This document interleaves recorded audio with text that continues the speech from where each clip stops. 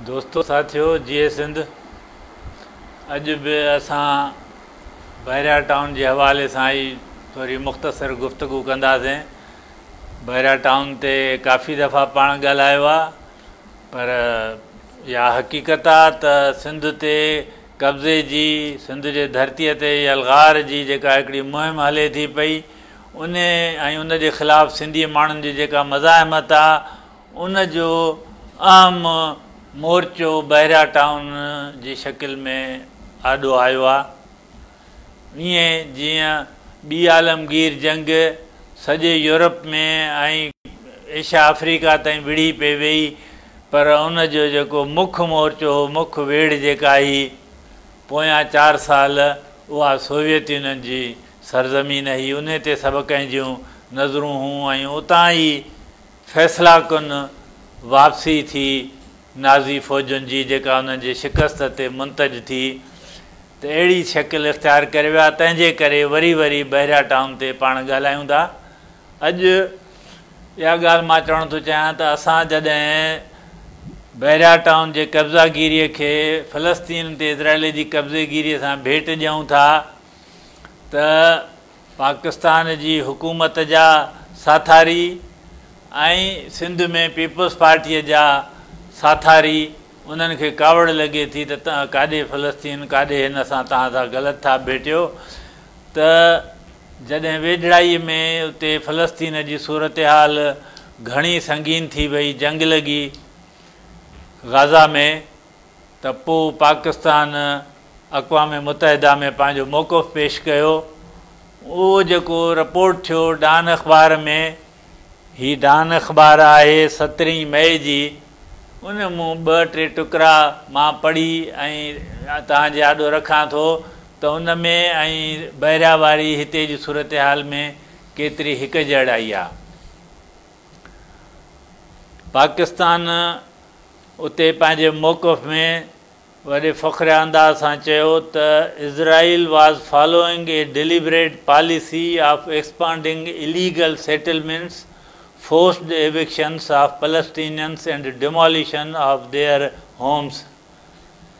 यानी इज़राइल हिकिड़े सोचे सम्झे मंसूबे तहत पंहिंजूं बस्तियूं, ग़ैर क़ानूनी बस्तियूं उते ठाहे थो पियो, फ़लस्तीननि जे ग़ैर क़ानूनी जबरी बेदख़ली करे थो पियो ऐं उन्हनि जा घर ड्राहे थो पियो। त दोस्तो असां गुज़िरियल 2-3 हफ़्तनि खां ॾिठो आहे, हूअं त अॻु में हलंदड़ हुयो पर तव्हां मीडिया में 2-3 हफ़्तनि खां ॾिठो आहे, एग्ज़ैक्ट ईअं ई थिए पियो। बहरिया टाउन ग़ैर क़ानूनी उते बस्तियूं ठाहे पियो, ग़ैर क़ानूनी पाकिस्तानी अदालत जे फ़ैसिले मूजिबि उतां माण्हुनि जूं जबरी बेदख़लियूं करे पियो ऐं उन्हनि जा घर ऐं ॻोठ ड्राहे पियो। साॻी ॻाल्हि ॿिए हंधि पाकिस्तान चयो आहे अक़वाम मुतहिदा जे सिक्योरिटी काउंसिल खे यादि ॾियारींदे त अक़वाम मुतहिदा जे करारदादुनि में इहो हिकिड़ी ॻाल्हि चयल आहे, ऐलानियल आहे, inadmissibility of the acquisition of territory by war. उन्हनि खे यादि ॾियारे थो पाकिस्तान त अक़वाम मुतहिदा जे करारदादुनि में जंग जे ज़रिए या ॾाढ जे ज़रिए ज़मीनुनि ते कब्ज़ो नाक़ाबिले क़बूल आहे।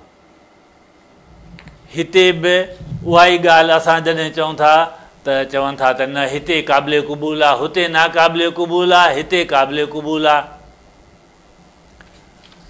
टीं ॻाल्हि हिन मौक़िफ़ में इहा चयल आहे, अक़वाम मुतहिदा जे रिज़ोल्यूशन जो ई हवालो ॾेई चयो वियो आहे, have declared that the establishment by Israel of settlements in Palestinian territory occupied since 1967, including East Jerusalem, have no legal validity। यानी 1967 खां पोइ इज़राइल बैतुल मुक़दस समेत जिन बि फ़लस्तीनी इलाइक़नि ते कब्ज़ो कयो आहे उन्हनि जी का बि क़ानूनी हैसियत नाहे। ऐं दोस्तो एग्ज़ैक्ट इहे लफ़्ज़ आहिनि पाकिस्तान जे सुप्रीम कोर्ट जेको फ़ैसिलो ॾिनो उन जी जजमेंट जो आख़िरी जेको उन्हनि तत्व कढियो आहे एग्ज़ैक्ट इहे लफ़्ज़ लिखियल आहिनि त बहिरिया टाउन जेको ठहियो आहे इहो सॼो ग़ैर क़ानूनी आहे, इन जी का बि क़ानूनी पोज़ीशन कान्हे का। हाणे जिन बुनियादनि ते पाकिस्तान फ़लस्तीन जे लाइ चवे थो उते हू अक़वाम मुतहिदा जे करारदादनि जा मिसाल ॾिए थो। असां हिते संदनि याने पाकिस्तान जे सुप्रीम कोर्ट जे फ़ैसिले जो हवालो ॾियूं था। ॻाल्हि साॻी आहे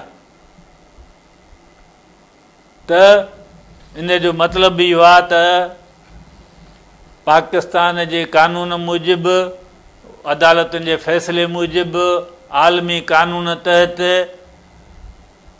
बहिरिया जो जेको कब्ज़ो आहे बहिरिया जो जेको इहो ख़तमु कयो वञे।